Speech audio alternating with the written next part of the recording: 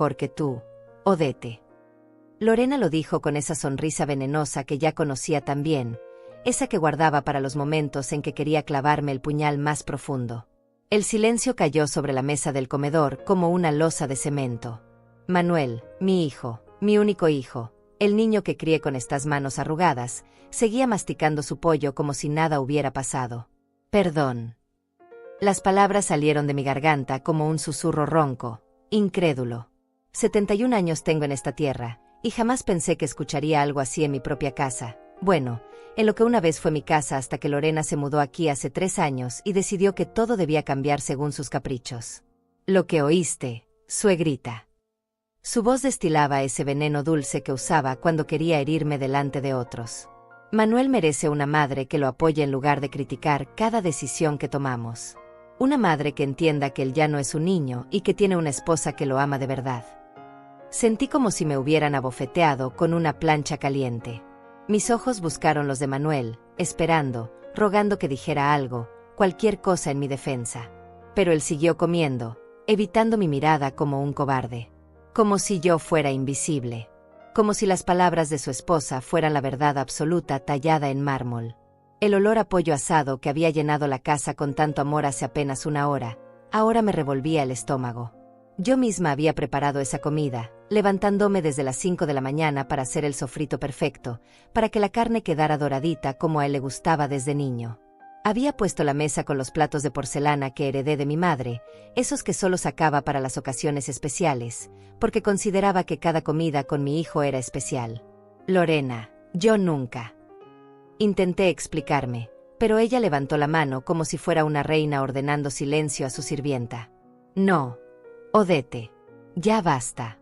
Siempre tienes una opinión sobre cómo deberíamos vivir, sobre cómo deberíamos gastar nuestro dinero, sobre cómo deberíamos criar a nuestros hijos. Manuel necesita espacio para respirar, para ser el hombre que realmente es, no el niño mimado que tú criaste. Niño mimado. Las palabras me atravesaron como dagas envenenadas.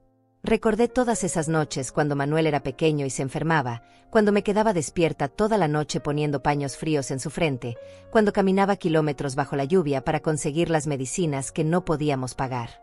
Recordé cuando trabajaba 3 empleos para comprarle los útiles escolares, para que tuviera los mismos zapatos deportivos que sus compañeros, para que nunca se sintiera menos que nadie. Las lágrimas comenzaron a picar mis ojos, pero me negué a derramarlas delante de ella. No le daría esa satisfacción. No después de todo lo que había hecho por esta familia, no después de todos los sacrificios, todas las noches sin dormir, todos los dólares que había gastado para que ellos pudieran tener una vida mejor. Manuel, dije con voz temblorosa, dirigiéndome directamente a mi hijo. Tú piensas lo mismo. Finalmente levantó la cabeza. Sus ojos, que una vez me miraban con amor y admiración, ahora parecían fríos, distantes. Como si fuera un extraño evaluando a otro extraño. Esos mismos ojos que se iluminaban cuando yo llegaba del trabajo con algún dulce en el bolsillo, esos mismos ojos que lloraron en mi hombro cuando su padre nos abandonó, esos mismos ojos que brillaron de orgullo cuando se graduó de la universidad gracias a mi dinero. Mamá, tal vez Lorena tiene razón. A veces sí eres un poco intrusiva. Siempre estás preguntando por nuestras finanzas. Siempre tienes algo que decir sobre cómo manejamos las cosas. Intrusiva. La palabra me golpeó como un martillo en el pecho. Yo, que había trabajado dobles turnos en la fábrica para pagarle los estudios. Yo, que había vendido mis joyas de la abuela para comprarle su primer auto. Yo, que había hipotecado mi casa para ayudarlos con el enganche de esta casa donde ahora me llamaban intrusiva. Miré alrededor del comedor. Las cortinas que yo misma había cosido y colgado. El refrigerador que yo había comprado cuando se mudaron. La mesa donde estábamos sentados, que yo había elegido y pagado. Cada rincón de esta casa tenía mis huellas, mi dinero, mi amor. Y ahora era la casa donde no era bienvenida. Está bien, susurré, poniéndome de pie con las piernas temblorosas. Si eso es lo que piensan. No, mamá. De repente Manuel se levantó, con el rostro rojo de furia, pero no dirigida hacia su esposa. Hacia mí. No puedes irte haciendo tu numerito dramático de siempre. Lorena tiene derecho a expresar sus sentimientos en su propia casa. Su propia casa. Las palabras resonaron en mi cabeza como campanas de funeral. Su propia casa, comprada con mi dinero, amueblada con mis ahorros, mantenida con las transferencias mensuales que yo hacía religiosamente cada primero del mes. $2.500 exactos, cada mes, sin falta, desde que se casaron. Pide disculpas a Lorena ahora mismo, o vete de mi casa. Mi esposa merece respeto. El mundo se detuvo. Mi corazón se detuvo. Todo se detuvo excepto esa frase que siguió rebotando en mi cabeza como una pelota de goma contra las paredes de mi alma. Pide disculpas o vete. Pide disculpas o vete. Mi hijo, mi sangre, mi todo, eligiendo a una mujer que me odiaba por encima de la mujer que le dio la vida. Miré a Lorena, que sonreía con satisfacción, como un gato que acababa de atrapar al ratón perfecto. Sus ojos brillaban con una malicia que me heló la sangre. Miré a Manuel, mi niño, mi bebé, el hijo por el que había dado toda mi vida, esperando como un juez implacable mi humillación final. Sonreí. Una sonrisa que salió desde algún lugar profundo que ni yo sabía que existía. Una sonrisa que no era de tristeza ni de derrota, sino de algo más peligroso, claridad absoluta. Tienes razón, hijo, dije con una calma que me sorprendió incluso a mí misma. Tu esposa merece respeto. Y sin decir una palabra más, tomé mi bolso, caminé hacia la puerta, y salí de esa casa en silencio, llevándome conmigo 71 años de dignidad que acababan de despertar de un sueño muy, muy largo. Caminé por la acera con pasos lentos pero firmes, sintiendo como el aire fresco de la tarde acariciaba mis mejillas húmedas. No me había dado cuenta de que estaba llorando hasta que una lágrima salada tocó mis labios. Pero no eran lágrimas de derrota. Eran lágrimas de liberación, como si algo que había estado atascado en mi pecho durante años finalmente se hubiera soltado. La memoria me llevó de vuelta a esa noche de diciembre de 1982, cuando Manuel tenía apenas 6 años. El pequeño apartamento donde vivíamos olía a sopa de pollo y a las velas de canela que encendía para hacer el lugar más acogedor. Mi bebé estaba acurrucado en el sofá de segunda mano que había comprado con mis primeros ahorros como costurera, leyendo un libro de cuentos que había encontrado en una venta de garaje por 50 centavos. Mami me había dicho esa noche, con esos ojitos brillantes que ahora me parecían tan lejanos: cuando sea grande, voy a comprarte una casa enorme con jardín y muchas flores. Y nunca más vas a tener que trabajar tanto. Me senté a su lado en aquel sofá que crujía con cada movimiento, y lo abracé tan fuerte que protestó entre risas. Olía a jabón infantil y a esa esencia dulce que solo tienen los niños pequeños. Ay, mi amor, le dije, besando su cabecita llena de rizos rebeldes. Yo trabajo porque te amo, no porque tengo que hacerlo. Todo lo que hago es por ti, para darte un futuro mejor. Pero mami, tú no tienes sueños propios. Me preguntó con esa seriedad que a veces tenían los niños pequeños, esa que te desarma completamente. Me quedé callada por un momento, mirando por la ventana empañada hacia las luces de la ciudad. La verdad era que ya no recordaba cuáles habían sido mis sueños antes de que él naciera. Había querido estudiar literatura, escribir historias, viajar por el mundo con una mochila y un cuaderno. Pero cuando sostuve a Manuel por primera vez en el hospital, todos esos sueños se transformaron en uno solo: darle todo lo que yo nunca tuve. Tú eres mi sueño, mijito, le había susurrado esa noche. Tú eres todo lo que siempre quise.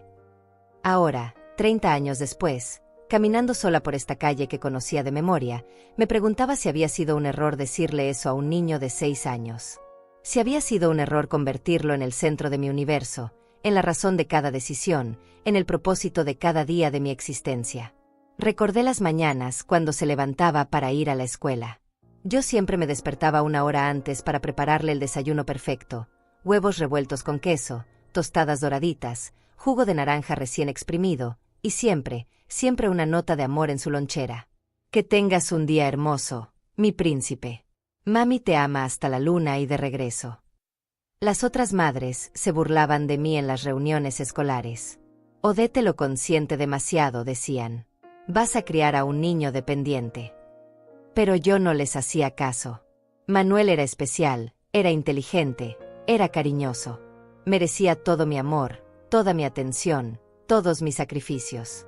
Cuando cumplió 16 años, trabajé turnos extra durante 6 meses para comprarle la bicicleta que tanto quería.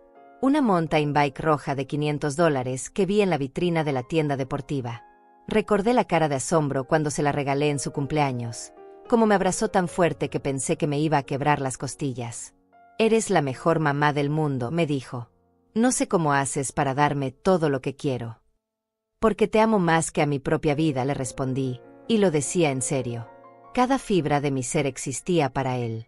En la secundaria, cuando quiso formar parte del equipo de fútbol, yo pagué el uniforme, los zapatos, las cuotas del club. $150 que no tenía, pero que conseguí trabajando los fines de semana limpiando oficinas. Me levantaba a las 5 de la mañana los sábados y domingos, me arrastraba por esos pisos fríos con las rodillas adoloridas, pero valía la pena cuando lo veía corriendo por ese campo, cuando gritaba «Ese es mi hijo», desde las gradas. Luego llegó la universidad. «Mami, quiero estudiar ingeniería, pero es cara», me dijo una tarde, con la carta de aceptación temblando en sus manos.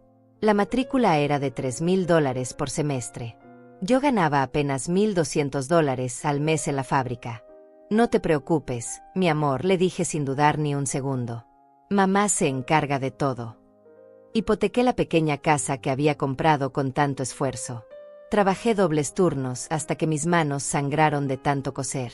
Vendí el collar de perlas que me había regalado mi madre antes de morir, el único recuerdo valioso que tenía de ella. Pero Manuel se graduó. Mi hijo tenía un título universitario, algo que yo nunca pude tener. El día de su graduación lloré de felicidad cuando lo vi caminar por ese escenario con su toga y su birrete. «Lo logramos, mami», me dijo después, abrazándome entre la multitud de familias celebrando. «Esto es tuyo también». Era mío también. Todo lo que lograba era mío también, porque yo había puesto cada dólar, cada gota de sudor, cada noche de insomnio para que fuera posible. Cuando conoció a Lorena, yo traté de ser la suegra perfecta. La invitaba a cenar, le preguntaba por su trabajo, le compraba regalitos en ocasiones especiales. Pero desde el principio sentí esa frialdad en sus ojos, esa forma de mirarme como si fuera un obstáculo en lugar de una bendición. «Tu mamá es muy intensa», le escuché decirle a Manuel una vez por teléfono. Yo había contestado y no colgué cuando empezaron a hablar, algo que ahora admito que estaba mal.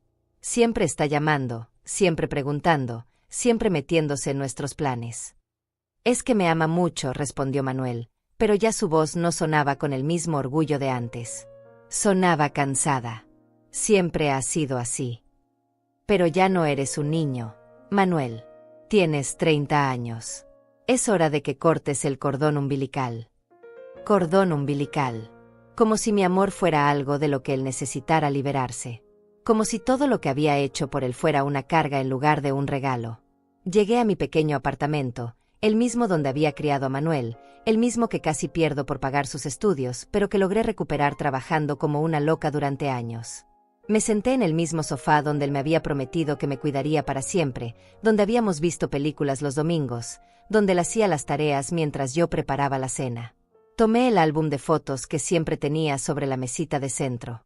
Páginas y páginas de recuerdos. Manuel bebé en mis brazos, Manuel dando sus primeros pasos, Manuel en su primer día de escuela, Manuel graduándose, Manuel el día de su boda.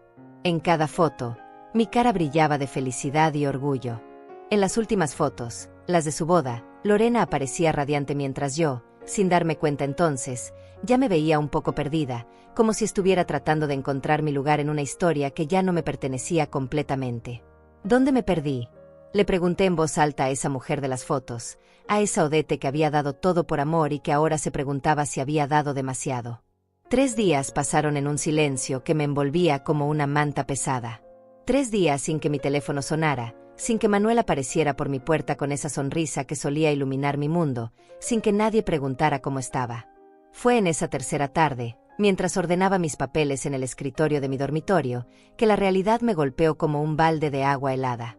Abrí la gaveta donde guardaba mis documentos importantes y saqué la carpeta verde que contenía todos los comprobantes, todas las evidencias de una vida entera dedicada a otros. Mis manos temblaron mientras extendía los papeles sobre la cama, como si fuera un detective armando las piezas de un crimen que había durado décadas. El primer papel que tomé fue el contrato de hipoteca de su casa. Mi firma estaba ahí, clara y legible, como avalista principal. Odette Salazar, responsable de un préstamo de $250,000. La letra pequeña decía que si ellos no podían pagar, yo perdería mi apartamento. Mi hogar. El único techo que tenía después de 71 años de existencia. El segundo documento me cortó la respiración, las transferencias bancarias mensuales. $2.500 exactos, cada primero de mes, durante 3 años. $90.000 que habían salido de mi cuenta de ahorros, de mi pensión, de los trabajos extra que seguía haciendo para mantenerlos a flote. $90.000 que yo había enviado religiosamente, como una penitencia que pagaba por el privilegio de seguir siendo su madre. Pero no terminaba ahí. Encontré los recibos de la cocina nueva que habían instalado el año pasado, $15.000 que pagué cuando Lorena decidió que la cocina original no tenía estilo. Encontré las facturas del auto de Lorena, $400 mensuales durante 2 años porque necesitaba algo confiable para ir al trabajo. Mis ojos se llenaron de lágrimas mientras seguía descubriendo la magnitud de mi propia generosidad ciega. El viaje de luna de miel a Europa, $8.000. Los muebles de la sala, $5.000. El aire acondicionado central, $3.500. La computadora de Manuel, $1.200. Los gastos médicos de Lorena cuando se operó la nariz por problemas respiratorios, $4.000. Cada papel era una daga clavada en mi corazón, pero también era evidencia. Evidencia de que no había sido una madre controladora o intrusiva. Había sido una madre que se había vaciado por completo para llenar la vida de otros. Recordé el día que Manuel me pidió que avalara la hipoteca. Llegó a mi apartamento con Lorena, ambos con caras de preocupación fingida. «Mami, necesitamos tu ayuda», me dijo, sentándose en el sofá como solía hacer cuando era niño y quería algo. «El banco dice que necesitamos una balista para la casa. Es solo una formalidad. Nunca tendrás que pagar nada». Nunca tendrás que pagar nada. ¡Qué mentira más grande! No solo había pagado con dinero, había pagado con mi dignidad, con mi derecho a opinar, con mi lugar en la familia que yo misma había construido. Pero mami, había insistido Lorena con esa voz melosa que usaba cuando necesitaba algo, pensamos que te sentiría bien saber que estás ayudando a construir el futuro de tu hijo. Que eres parte de nuestros sueños. Qué idiota había sido al creer que quería ser parte de mis sueños. Lo único que quería era mi dinero, mi garantía, mi sacrificio silencioso. Tomé el siguiente papel, la póliza de seguro de vida donde Manuel aparecía como único beneficiario. $500.000 que yo había estado pagando religiosamente durante 20 años, para que él estuviera protegido cuando yo no estuviera. Ni siquiera sabía que esa póliza existía. Luego encontré algo que me hizo temblar de rabia, un préstamo personal que había sacado hace 6 meses para pagarles la reparación del techo. $5.000 al 22% de interés anual, porque mi tarjeta de crédito ya estaba al límite de tanto ayudarlos. Yo, una mujer de 71 años, pagando un préstamo leonino para que ellos no tuvieran que preocuparse por las goteras. Mientras revisaba documento tras documento, las voces del pasado reciente se agolparon en mi memoria como buitres. Odette, ¿podrías ayudarnos con el pago del auto este mes? Lorena tuvo algunos gastos médicos. Mami, necesitamos cambiar la lavadora. ¿Podrías prestarnos $1.000? Suegrita, vimos unos muebles hermosos, pero están un poquito caros. ¿Crees que podrías? Siempre decía que sí. Siempre. Porque cada no me hacía sentir como una mala madre, como si no amara lo suficiente a mi hijo, como si fuera egoísta por querer guardar algo para mí misma. Encontré también las facturas de las cenas familiares. Cada domingo por 3 años. Yo había pagado la cuenta del restaurante. Deja que mamá pague, decía Manuel con naturalidad. Ella insiste. $70 aquí, 90 allá, 120 cuando invitaban a los padres de Lorena. Miles de dólares en comidas que compartía con gente que me veía como una cartera con patas. El golpe final fue encontrar la conversación impresa que Manuel había tenido con el banco hace 2 meses. Conversación que yo no sabía que existía, donde preguntaba sobre la posibilidad de que yo cediera mi apartamento como garantía adicional para un préstamo de consolidación de deudas. Mi apartamento. El último refugio que me quedaba en este mundo. La señora Salazar es muy cooperativa con nosotros, había escrito Manuel en un email al oficial de préstamos. Estoy seguro de que accederá si le explicamos bien la situación. Ella siempre ha puesto nuestra familia primero. Nuestra familia. Como si yo fuera parte de esa familia solo cuando necesitaban algo de mí. Me senté en el borde de la cama, rodeada de papeles que documentaban 30 años de amor mal correspondido. 30 años de dar hasta quedarme vacía, de creer que el amor se medía en dólares gastados y sacrificios hechos. 30 años construyendo una vida que no era mía, sino de otros que ahora me veían como un estorbo. Tomé mi teléfono y marqué el número de mi banco. Cuando contestó la señorita Miranda, la gerente que conocía desde hacía años, mi voz sonaba más firme de lo que me sentía. Miranda, soy Odette Salazar. Necesito cancelar algunas transferencias automáticas y hacer algunos cambios importantes en mis cuentas. Por supuesto, señora Salazar. ¿Qué necesita hacer? Miré todos esos papeles esparcidos en mi cama, evidencia de una generosidad que había sido confundida con debilidad, de un amor que había sido confundido con obligación. Necesito recuperar mi vida, dije, y por primera vez en décadas, sentí que esas palabras tenían el peso de la verdad absoluta. Disculpe. Cancele todas las transferencias automáticas a la cuenta de Manuel Salazar. Todas. Y quiero una cita para mañana temprano. Tenemos mucho que hablar. Cuando colgué el teléfono, algo dentro de mí había cambiado para siempre.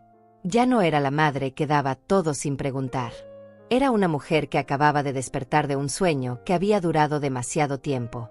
A las 9 de la mañana siguiente estaba sentada frente al escritorio de Miranda en el banco, con una carpeta llena de documentos y una determinación que me sorprendía incluso a mí misma. Miranda, una mujer de unos 40 años que siempre había sido amable conmigo, me miraba con una mezcla de preocupación y curiosidad. Señora Salazar, quiero asegurarme de que entiende las implicaciones de lo que está pidiendo, me dijo mientras revisaba la lista que yo había preparado la noche anterior. Cancelar todas estas transferencias automáticas, retirar su nombre como avalista, cerrar las tarjetas adicionales. Esto va a impactar significativamente las finanzas de su hijo. Ese es exactamente el punto, Miranda. Mi voz sonaba tan tranquila que parecía de otra persona. Durante 3 años he estado enviando $2,500 mensuales a su cuenta. Es hora de que eso termine. Miranda tecleó algo en su computadora, frunció el ceño, y me miró con expresión seria. Señora, veo aquí que usted también está pagando la hipoteca de la casa donde vive su hijo.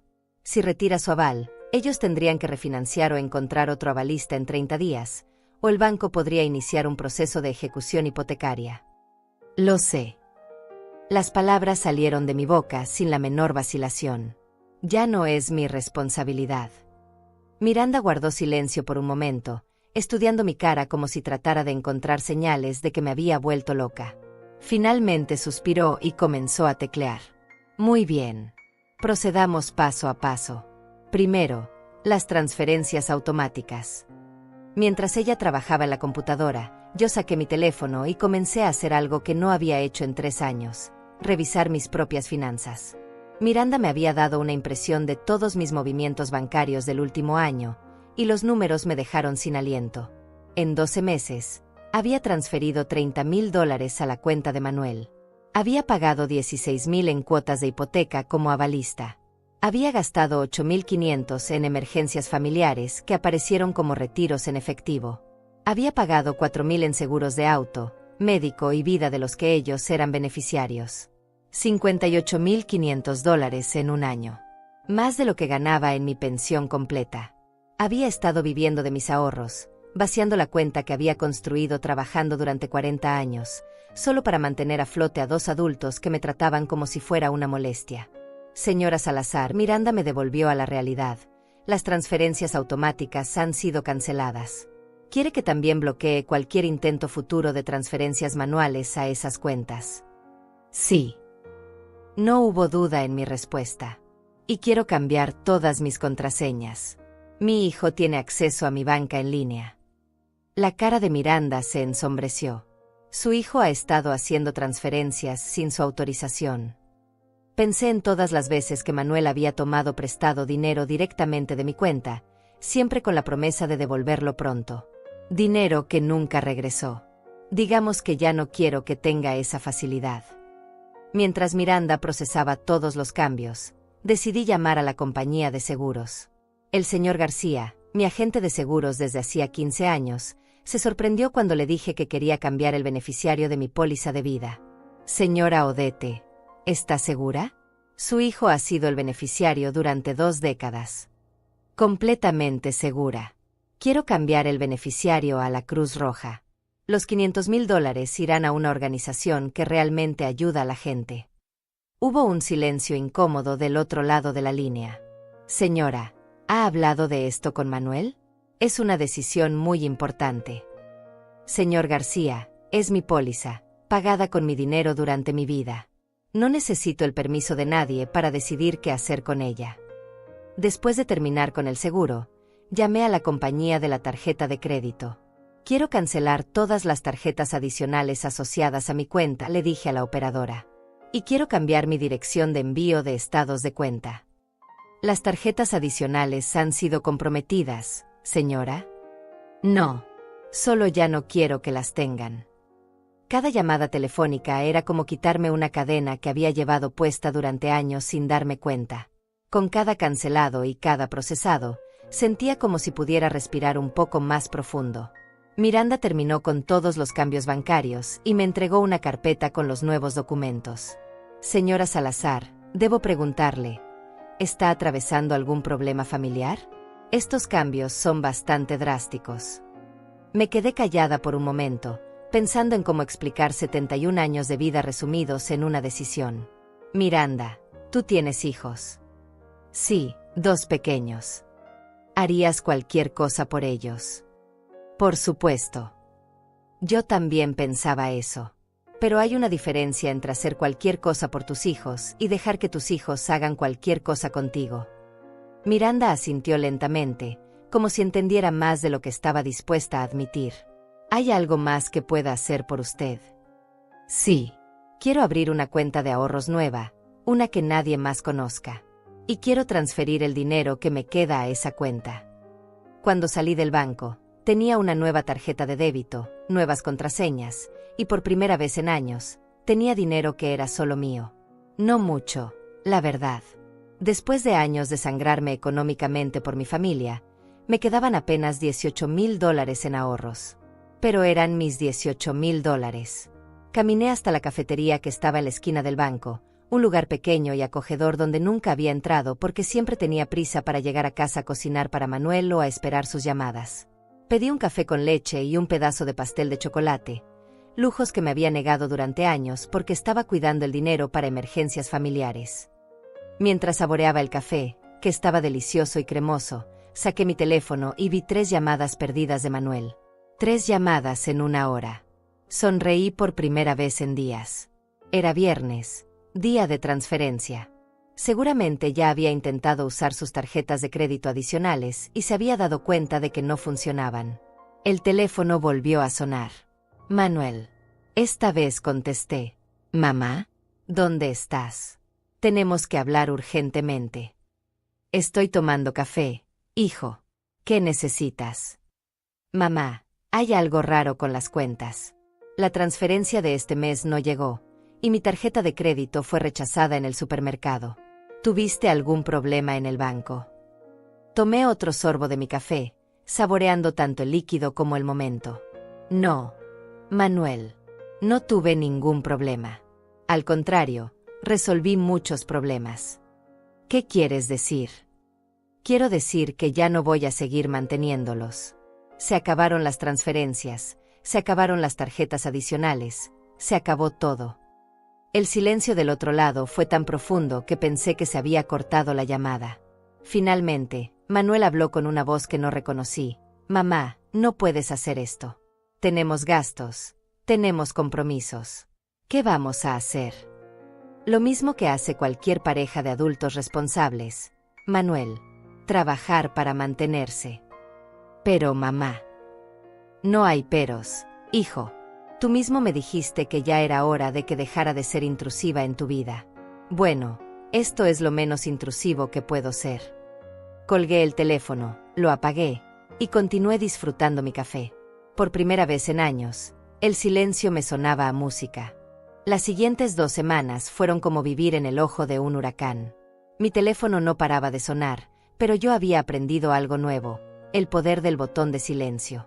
Cada llamada de Manuel, cada mensaje de Lorena, cada intento desesperado de contacto se acumulaban en mi buzón de voz como evidencia de lo que realmente importaba para ellos. Mi dinero, no mi persona. El primer mensaje fue de Manuel. Obviamente. Mamá, sé que estás molesta, pero esto es ridículo. Somos una familia. Las familias se ayudan. No puedes cortarnos así de la nada. Llámame, por favor. El segundo fue de Lorena, y su tono ya no era el dulce y manipulador de siempre. Odette, no sé qué te pasa, pero esto es increíblemente egoísta. Tenemos una hipoteca que pagar. Tenemos gastos. No puedes jugar con nuestras vidas así. Jugar con sus vidas. Como si mantenerlos durante 3 años hubiera sido un juego para mí. El tercer día llegó la visita que esperaba. Eran las 10 de la mañana cuando tocaron mi puerta con esa insistencia que solo tienen las personas desesperadas. Miré por la mirilla y ahí estaban, Manuel y Lorena, con caras de pocos amigos y lo que parecía ser una bolsa de supermercado en las manos. Abrí la puerta, pero no los invité a pasar. Buenos días. Mamá, tenemos que hablar. Manuel empujó la puerta suavemente, pero yo mantuve mi posición. No puedes seguir actuando como una niña berrinchuda. Niña berrinchuda. Las palabras me dolieron, pero al mismo tiempo me llenaron de una extraña sensación de poder. No estoy actuando como nada, Manuel. Estoy actuando como lo que soy, una mujer de 71 años que tomó una decisión. Una decisión estúpida, intervino Lorena, con esa agresividad que ya no se molestaba en disfrazar. ¿Sabes lo que nos está costando esto? ¿Sabes que tuvimos que pedir un préstamo de emergencia para pagar la hipoteca de este mes? Me da mucho gusto saber que encontraron una solución, respondí con una calma que me sorprendió. Eso demuestra que sí pueden valerse por sí mismos.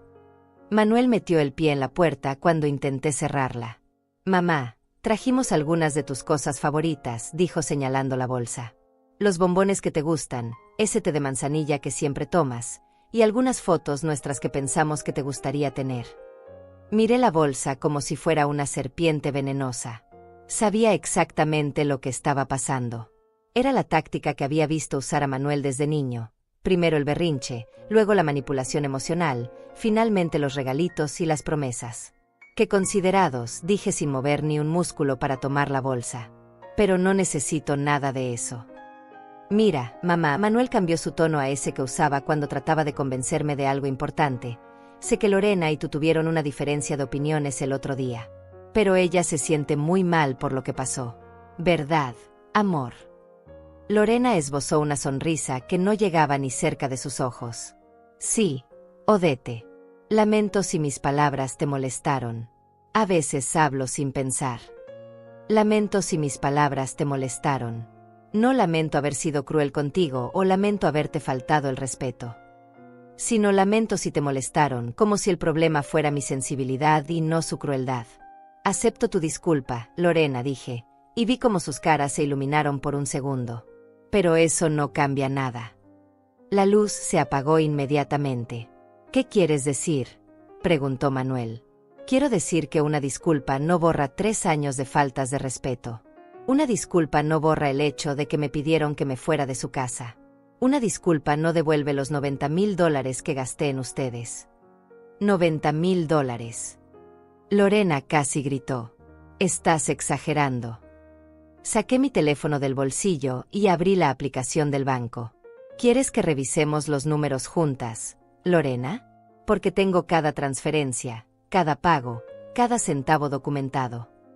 El silencio que siguió fue delicioso. Manuel se veía como si le hubieran dado una bofetada, y Lorena parecía un pez fuera del agua, abriendo y cerrando la boca sin saber qué decir. Mamá, pero nosotros.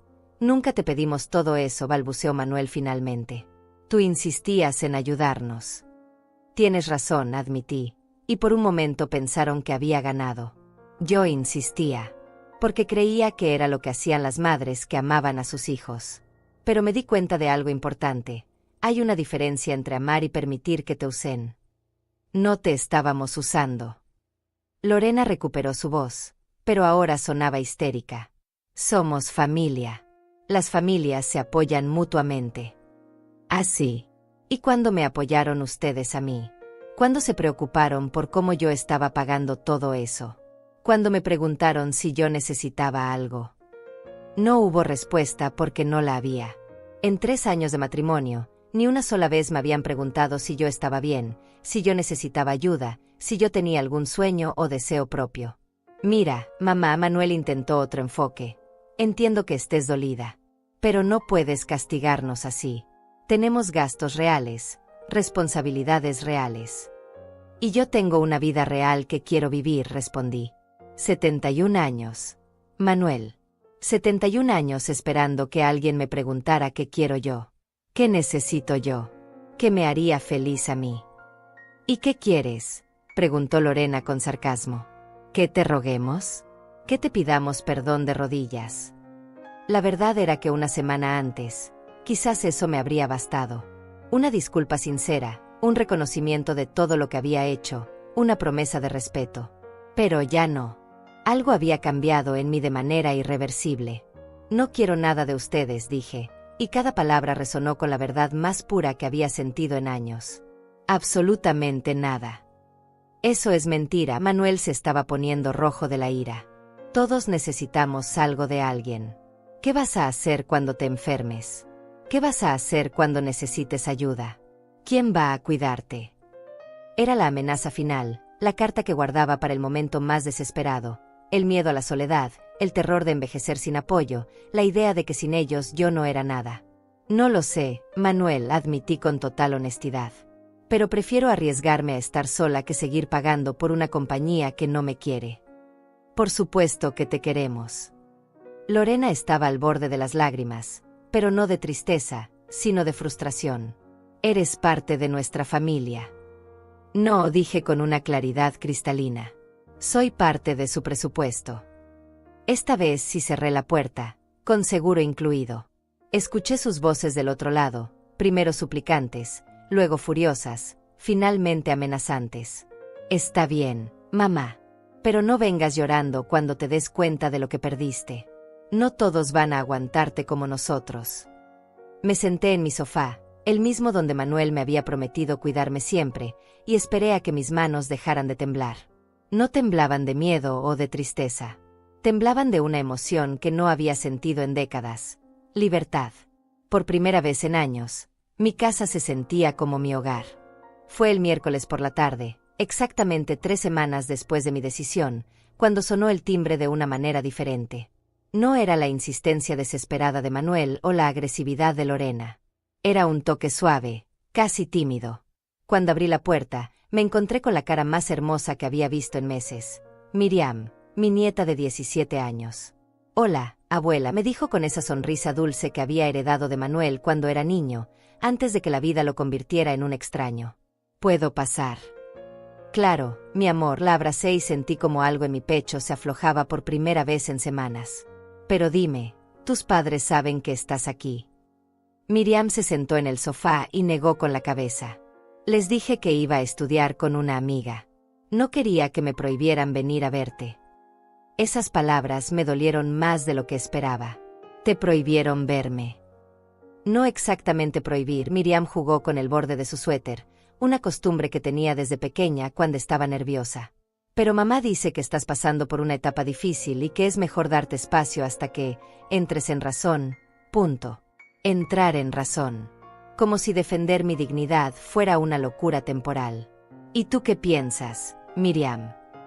Mi nieta me miró con esos ojos inteligentes que siempre me recordaban a mí misma a su edad. Pienso que algo muy feo pasó en esa cena, y que papá y mamá no me están contando toda la verdad. ¿Qué te dijeron? Que tuvieron una discusión contigo sobre límites familiares, que tú te enojaste y decidiste castigarlos quitándoles tu apoyo financiero. Miriam hizo una pausa. Pero conozco a mamá, abuela. La he visto ser cruel con otras personas cuando piensa que nadie importante está viendo. Esas palabras me atravesaron el corazón.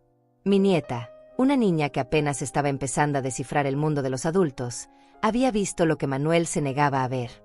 Cuéntame qué realmente pasó, abuela. Por favor. Me senté a su lado y, por primera vez en 3 semanas, hablé. Le conté todo, las palabras de Lorena, la reacción de Manuel, la humillación, la expulsión. Miriam escuchó en silencio, pero vi cómo sus ojos se llenaban de lágrimas conforme avanzaba la historia. No puedo creer que papá te haya dicho eso, susurró cuando terminé. No puedo creer que eligiera a mamá por encima de ti. Tu papá ama a tu mamá, mi niña. Eso está bien. Los esposos deben apoyarse. Pero tú eres su madre, abuela. Tú le diste la vida, lo criaste, pagaste por todo lo que tiene. ¿Y mamá? Miriam se detuvo, como si no se atreviera a continuar. ¿Mamá qué? Mamá siempre dice cosas horribles de ti cuando cree que no la escucho. Dice que eres manipuladora, que usas el dinero para controlarlos, que papá sería más feliz si tú vivieras lejos. Dice que... Se le quebró la voz. Dice que ojalá tuvieras otros hijos para que los molestaras a ellos y los dejaras en paz. Cada palabra era como un puñal, pero extrañamente, ya no dolían tanto. Era como si hubiera desarrollado una armadura en estas semanas de soledad. ¿Y sabes qué es lo peor, abuela? Que papá la deja hablar así. Nunca te defiende. Nunca le dice que pare. ¿Por qué nunca me contaste esto antes, mi amor? Miriam se encogió de hombros. Pensé que ya lo sabías. Pensé que por eso seguía siendo tan buena con ellos, para demostrar que ella estaba equivocada. Qué sabia era mi nieta. Había visto exactamente lo que yo había estado haciendo, tratando de comprar amor y respeto con generosidad, creyendo que si daba suficiente, eventualmente recibiría algo genuino a cambio. Abuela, ¿es verdad que los cortaste completamente? ¿Que cancelaste todo el dinero? Sí, mi amor. Todo. ¿Y no te sientes mal? Pensé en esa pregunta por un momento largo. ¿Me sentía mal? Había momentos de tristeza, momentos donde la costumbre de preocuparme por Manuel me golpeaba como una ola. Pero más que tristeza, sentía algo parecido al alivio. ¿Sabes qué es lo que más me sorprende, Miriam? Que no me siento tan mal como pensé que me sentiría. Por primera vez en años, no estoy preocupada por el dinero. No me despierto pensando en qué gasto nuevo van a tener tus padres. No reviso mi cuenta bancaria con miedo todas las mañanas. Miriam sonrió por primera vez desde que llegó. ¿Y qué has estado haciendo con tu tiempo? ¿Sabes? He estado redescubriendo cosas. Ayer fui al cine. Sola. ¿Puedes creerlo? No había ido al cine en 5 años porque siempre decía que era un gasto innecesario, que era mejor guardar ese dinero para emergencias familiares. ¿Qué película viste? Una comedia romántica con esa actriz que me gusta. ¿Cómo se llama? Sandra Bullock. Me reí tanto que la señora de al lado me miró como si estuviera loca. Miriam se rió, y su risa me llenó el corazón de una manera que no había sentido en meses. Y también compré libros, mi amor. 3 novelas que quería leer desde hace años. Y me inscribí en una clase de pintura en el centro comunitario. ¿En serio? Pintura. Siempre quise aprender a pintar, pero nunca tenía tiempo o dinero. Ahora tengo ambos. Miriam me abrazó fuerte. Me da tanta alegría verte así, abuela. Hacía mucho que no te veía realmente feliz. Sus palabras me hicieron reflexionar. ¿Cuánto tiempo había pasado sin estar realmente feliz? ¿Cuántos años había confundido la satisfacción de dar con la felicidad genuina? Miriam, ¿puedo preguntarte algo? Claro. ¿Tú me quieres por lo que te doy, o me quieres por quien soy? Mi nieta me miró como si hubiera hecho la pregunta más ridícula del mundo. Abuela, tú nunca me has dado nada material. Papá y mamá nunca te han dejado. Cada regalo mío viene de toda la familia. Pero tú eres la única que realmente me escucha cuando hablo. Eres la única que recuerda mis sueños, mis miedos, lo que me gusta y lo que odio. Te quiero porque eres tú. Las lágrimas comenzaron a rodar por mis mejillas, pero eran lágrimas de algo parecido a la alegría. ¿Sabes qué voy a hacer, mi amor? Voy a abrir una cuenta de ahorros para ti, para tu universidad, para tus sueños, para lo que necesites cuando seas mayor. Pero va a ser nuestro secreto, solo tuyo y mío. Abuela, no necesitas. No lo hago porque necesite hacerlo, Miriam. Lo hago porque quiero hacerlo. Porque tú me quieres sin condiciones, y eso merece ser correspondido. Miriam se quedó conmigo toda la tarde. Vimos una película a la televisión, comimos palomitas que preparé en la estufa como solía hacer cuando Manuel era niño, y por primera vez en años, no pensé ni una sola vez en dinero, en transferencias bancarias, o en lo que otros necesitaban de mí. Cuando se fue, Con la promesa de volver la próxima semana, me quedé sentada en mi sofá sintiendo algo que había olvidado que existía: paz completa. Esa noche, antes de acostarme, escribí en un cuaderno que había comprado: hoy recordé la diferencia entre ser querida y ser necesaria. Miriam me quiere. Manuel me necesitaba. Y por primera vez en décadas, eso me bastaba completamente. Fueron pasando las semanas y mi vida comenzó a tomar una forma que no reconocía, pero que me gustaba enormemente. Los días tenían un ritmo diferente ahora, un ritmo que yo marcaba. Me levantaba cuando mi cuerpo me decía que era hora, no cuando tenía que estar lista para recibir llamadas desesperadas o para correr a resolver crisis que no eran mías. Los lunes había empezado a ir al mercado temprano, cuando las frutas estaban más frescas y había menos gente. Compraba solo lo que yo quería comer, no lo que se suponía que debía tener en casa para emergencias familiares. Fresas en enero, aunque fueran caras. Queso importado que costaba $10 la libra. Vino tinto que había visto en una revista y que siempre había querido probar. Los miércoles tenía mi clase de pintura. Al principio mis manos temblaban tanto que no podía sostener el pincel correctamente, pero la maestra, una señora llamada Carmen de unos 60 años, me dijo algo que se me quedó grabado: Odete, no estás pintando para nadie más que para ti. No tiene que ser perfecto. Solo tiene que hacerte feliz. Hacer algo solo para hacerme feliz. ¡Qué concepto tan extraño y maravilloso! En mi primer intento pinté algo que vagamente parecía un árbol. Era horrible, desproporcionado, con colores que no tenían sentido. Pero cuando lo miré terminado, sentí una satisfacción que no había experimentado en años. Era mío. Completamente mío. Los viernes había comenzado una nueva tradición: almorzar sola en restaurantes diferentes. No lugares caros, pero lugares que me daban curiosidad. La pequeña trattoria italiana donde el dueño me saludaba en italiano y me recomendaba el plato del día. El café francés donde servían croissants que se deshacían en la boca. El restaurante mexicano donde la mesera me adoptó como su abuela honoraria y siempre me guardaba el mejor postre.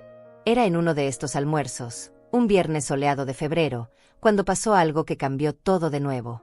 Estaba en mi nuevo restaurante favorito, un lugar pequeño que servía comida casera, cuando mi teléfono sonó. El número era desconocido, pero algo me hizo contestar. ¿Señora Salazar? Soy el doctor Méndez del Hospital General.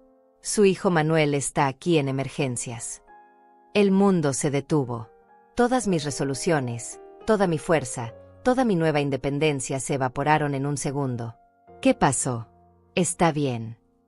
Tuvo un accidente automovilístico. No es mortal, pero tiene algunas lesiones significativas. Está consciente y pidió que la llamáramos. Voy para allá inmediatamente. Dejé $20 en la mesa sin esperar el cambio y corrí hacia el hospital como no había corrido en años. Todas las heridas, todos los insultos, toda la humillación quedaron en segundo plano. Era mi hijo, mi bebé, y me necesitaba. Llegué al hospital con el corazón latiendo tan fuerte que pensé que me iba a dar un infarto. En la recepción me dijeron que Manuel estaba en el cuarto 314, y subí esas escaleras como si tuviera 20 años menos. Cuando abrí la puerta del cuarto, lo vi ahí acostado, con un brazo en cabestrillo y vendas en la frente. Se veía pequeño y vulnerable, como cuando era niño y se enfermaba. Por un momento, todos mis instintos maternales gritaron que corriera hacia él y lo abrazara. Pero entonces vi a Lorena sentada en la silla junto a la cama, y la realidad me golpeó de nuevo. Mamá, Manuel me vio entrar y su voz sonaba débil. ¿Viniste? Por supuesto que vine, dije, manteniéndome cerca de la puerta. ¿Cómo te sientes? Me duele mucho el brazo, y tengo la cabeza como si me hubiera pasado un tren por encima. Intentó sonreír, pero era una sonrisa triste. Los doctores dicen que voy a estar bien, pero necesito cirugía en el hombro. ¿Cirugía? Nada muy complicado, intervino Lorena, pero no me miraba a los ojos. Pero va a estar incapacitado por unas semanas. Ahí estaba. La trampa. El momento donde se suponía que todo mi entrenamiento maternal iba a activarse y yo iba a preguntar cómo podía ayudar, qué necesitaban, cuánto dinero hacía falta. ¿El seguro médico cubre la cirugía?, pregunté. Manuel y Lorena intercambiaron una mirada que no pude descifrar. Bueno, ese es el problema, dijo Manuel lentamente. Tuvimos que cambiar a un plan más barato el mes pasado, cuando se redujo nuestro presupuesto. El deducible es de $5,000. $5,000. Una suma que el mes pasado habría sido automática. Una suma que habría pagado sin pensarlo 2 veces, probablemente sacando dinero de mis ahorros o pidiendo un préstamo. ¿Y qué van a hacer?, pregunté. La pregunta los tomó desprevenidos. Claramente esperaban que preguntara cómo podía ayudar, no qué iban a hacer ellos. Bueno, pensábamos. Manuel se detuvo, como si las palabras se le hubieran atorado en la garganta. Pensábamos que podrías considerar ayudarnos, terminó Lorena, y por primera vez en años, había algo parecido a humildad en su voz. Sé que las cosas han estado tensas entre nosotros, pero esto es una emergencia médica real. La vieja Odette habría sacado su chequera inmediatamente. La vieja Odette habría dicho, no se preocupen por nada, mamá se encarga de todo. La vieja Odette habría visto esto como una oportunidad de demostrar que seguía siendo indispensable. Pero la nueva Odette, la mujer que había aprendido a comprar fresas en enero y a pintar árboles horribles solo porque la hacían feliz, esa mujer se quedó callada por un momento largo. ¿Hablaron con el hospital sobre planes de pago?, pregunté finalmente. Sí, pero aún así son como $300 al mes por 2 años, respondió Manuel. ¿Y buscaron otros trabajos? Trabajos de medio tiempo para completar ingresos. Otra mirada entre ellos. Mamá, yo voy a estar incapacitado. Tú vas a estar incapacitado. Lorena no. El silencio que siguió fue tenso y extraño. Podía sentir la desesperación emanando de ellos como calor de un horno, pero por primera vez en mi vida, esa desesperación no me movió a actuar automáticamente. Mamá, Manuel me miró con esos ojos que una vez me derretían el corazón. Sé que estás enojada conmigo. Sé que dije cosas terribles. Pero te necesito. Te necesitamos. Ahí estaba la palabra mágica, necesitar. La palabra que había dirigido cada decisión de mi vida durante 30 años. Manuel, dije suavemente, sentándome en la silla que estaba del otro lado de la cama, cuando me echaste de tu casa, cuando me dijiste que pidiera perdón o me fuera, ¿qué pensaste que iba a pasar? Pensé que ibas a regresar al día siguiente, admitió. Pensé que era uno de tus berrinches y que se te iba a pasar. Berrinches. Defender mi dignidad era un berrinche. ¿Y cuándo cancelé las transferencias y las tarjetas? Pensé que era para asustarnos, para demostrarnos lo mucho que nos necesitabas. La honestidad de su respuesta me dolió más que cualquier insulto. Para él, yo había sido tan predecible, tan manipulable, que no podía concebir que realmente me fuera para siempre. Manuel, yo te amo. Siempre te voy a amar. Pero no voy a volver a pagar por ese amor. Pero mamá, es una emergencia. Tu emergencia médica es real, lo interrumpí. Pero no es mi responsabilidad. Tú tienes 30 años, tienes esposa, tienes 2 manos y un cerebro. Encontrarán la manera. Me levanté para irme, pero la voz de Manuel me detuvo. ¿Entonces vas a dejar que sufra? ¿Vas a dejar que no me opere por orgullo? Me di la vuelta y lo miré directamente a los ojos. No, hijo. Tú vas a elegir operarte o no operarte. Yo solo elegí dejar de ser tu solución automática para todo. Salí del hospital con las piernas temblando, pero con el corazón extrañamente liviano. Por primera vez en mi vida, había dicho no cuando más difícil era decirlo. Y sobreviví. Los siguientes días después del hospital fueron una extraña mezcla de culpa y liberación. Cada vez que mi teléfono sonaba, mi corazón se aceleraba pensando que era alguna noticia terrible sobre Manuel. Pero también, por primera vez en décadas, no corría a contestar cada llamada como si mi vida dependiera de ello. El domingo por la mañana estaba regando las plantas del balcón cuando Miriam apareció en mi puerta, pero esta vez no vino sola. Venía con otra jovencita de su edad, una niña morena de ojos brillantes y sonrisa tímida. Abuela, te presento a Leticia, mi mejor amiga, dijo Miriam. Le he contado mucho de ti. Leticia me saludó con una reverencia pequeña que me pareció adorable. Mucho gusto, señora Salazar. Miriam siempre habla de usted con tanto cariño. El gusto es mío, mi niña. ¿Quieren pasar? Acabo de hacer limonada. Mientras servía la limonada en vasos con hielo, escuché a las niñas susurrar algo sobre la situación en casa. Miriam finalmente habló. Abuela, ¿es verdad que papá está en el hospital? Sí, mi amor. Tuvo un accidente, pero va a estar bien. ¿Y es verdad que no le vas a pagar la operación? La pregunta me llegó directa al corazón. ¿Eso te molesta, Miriam? Mi nieta intercambió una mirada con Leticia antes de responder. La verdad es que no. Y eso me hace sentir mal conmigo misma. ¿Por qué te hace sentir mal? Porque se supone que debería querer que ayudes a mi papá, ¿verdad? Se supone que debería estar rogándote que hagas lo que siempre has hecho. Miriam jugó con el borde de su vaso. Pero estoy cansada de vivir en una casa donde todo gira alrededor de cuánto dinero tienen y de dónde van a sacar más. Leticia le dio una palmadita de apoyo en la mano, y me di cuenta de que Miriam había encontrado en su amiga el tipo de apoyo que yo nunca tuve cuando era joven. ¿Sabes qué es lo peor, abuela? Que desde que cortaste el dinero, mis padres han hecho cosas que deberían haber hecho desde hace años. Papá está buscando un trabajo mejor. Mamá empezó a trabajar de medio tiempo en una tienda. Por primera vez en mi vida, los veo realmente esforzándose por algo. Esas palabras me dieron una perspectiva que no había considerado. Quizás mi negativa no solo me había liberado a mí, sino que había forzado a Manuel y Lorena a crecer de maneras que mi generosidad constante había impedido. ¿Y cómo se sienten ellos? Papá está muy orgulloso, aunque no lo admite. Ayer lo escuché hablando por teléfono con un amigo, diciéndole que había conseguido que le aumentaran el salario en su trabajo porque finalmente pidió una reunión con su jefe. Miriam sonrió. Nunca lo había visto tan animado. ¿Y tu mamá? La sonrisa de Miriam se desvaneció un poco. Mamá está diferente, más callada, menos mandona, como si hubiera entendido que las cosas ya no son como antes. Leticia, que había estado escuchando en silencio, finalmente habló. Señora Salazar, ¿puedo preguntarle algo?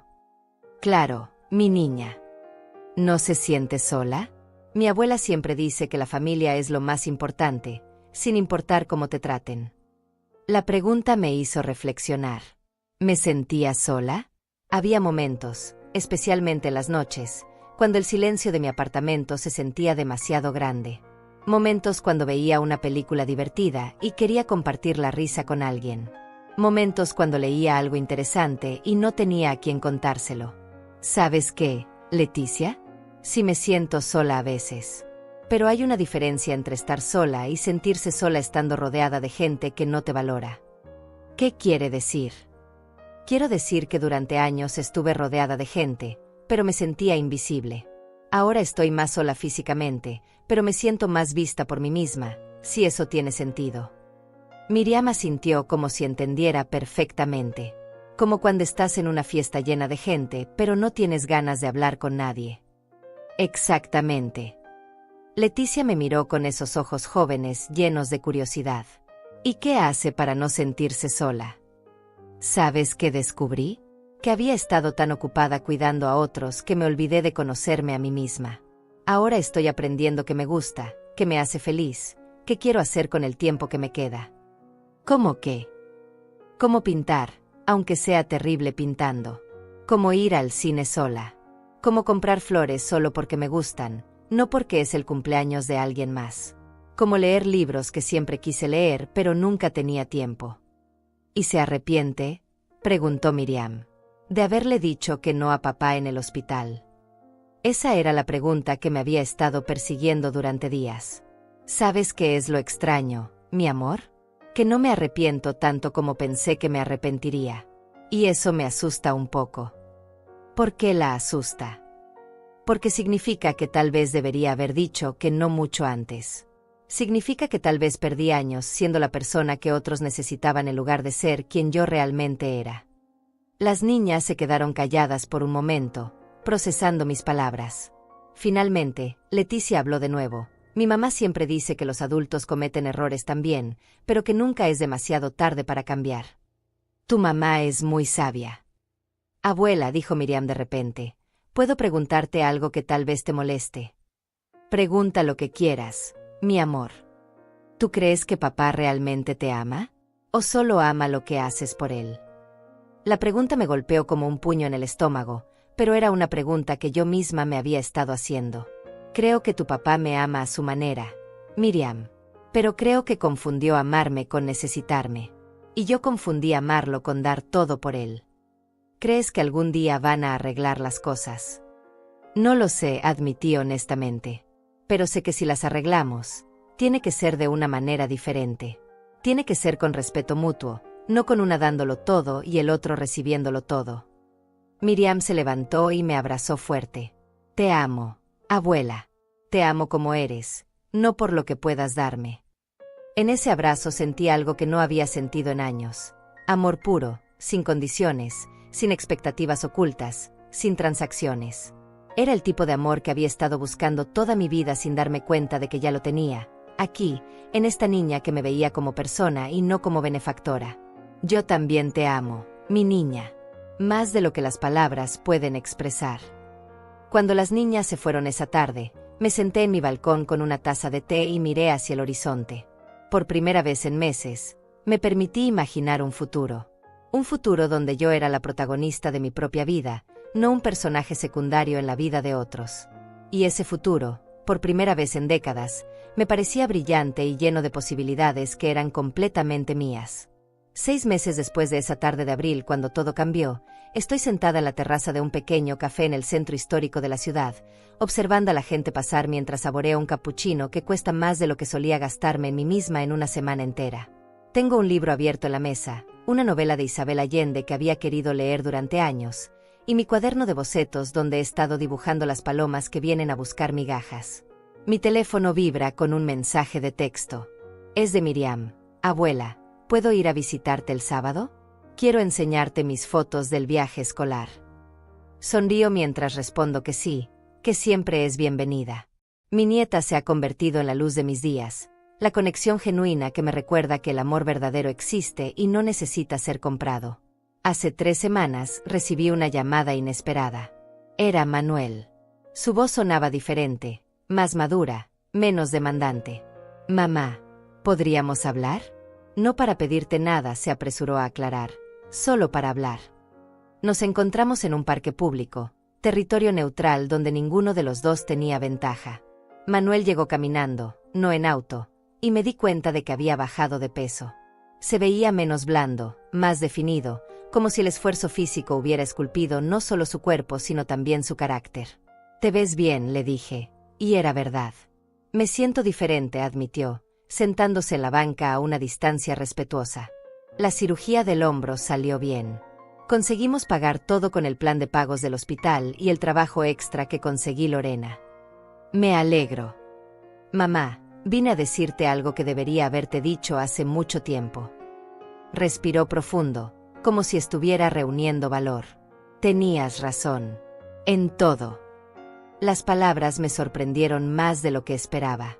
Durante meses había imaginado este momento, había fantaseado con escuchar una disculpa, un reconocimiento. Pero ahora que llegaba, se sentía extraño, casi innecesario. Fui un mal hijo, continuó. No solo ese día en la cena, sino durante años. Te convertí en mi solución para todo en lugar de resolver las cosas yo mismo. Y dejé que Lorena te tratara mal porque era más fácil que enfrentarla. ¿Y Lorena? ¿Cómo está ella? Manuel sonrió con algo parecido a la ironía. Lorena se dio cuenta de que sin tu dinero, yo no era el hombre que ella pensó que había conseguido. Al principio trató de manipularme para que te rogara que regresaras. Cuando vio que eso no iba a pasar, se enojó mucho. Muy enojada. Se fue, mamá. Hace 2 meses. Dijo que no se había casado para vivir en la pobreza. La noticia me impactó, pero no de la manera que esperaba. En lugar de satisfacción o de te lo dije, sentí una extraña tristeza por Manuel, por Miriam, por la familia rota que había resultado de años de dinámicas tóxicas. Y Miriam. Miriam eligió quedarse conmigo. Dice que prefiere un padre pobre pero real que una familia rica pero falsa. Manuel se rió, pero era una risa con lágrimas en los bordes. Tu nieta es muy sabia. Siempre lo ha sido. Mamá, no vine a pedirte que regresaras. No vine a pedirte dinero. Vine a pedirte perdón. Y a decirte que entiendo por qué hiciste lo que hiciste. ¿Lo entiendes? Ahora sí. Estos meses, trabajando 2 empleos, pagando mis propias cuentas, resolviendo mis propios problemas, me he dado cuenta de lo que significaba toda esa ayuda que me dabas. No era solo dinero. Era mi responsabilidad, mi crecimiento, mi orgullo. Tú me estabas robando la oportunidad de ser un hombre completo, pero yo te estaba rogando que lo hicieras. Esas palabras me llegaron profundo. Manuel, yo también hice mal. Te convertí en mi propósito de vida en lugar de enseñarte a vivir la tuya. Pero tú lo hiciste por amor. Yo lo acepté por comodidad. Nos quedamos en silencio por un rato, viendo a los niños jugar en el parque. Niños cuyos padres los dejaban caerse y levantarse solos, aprendiendo resiliencia en lugar de dependencia.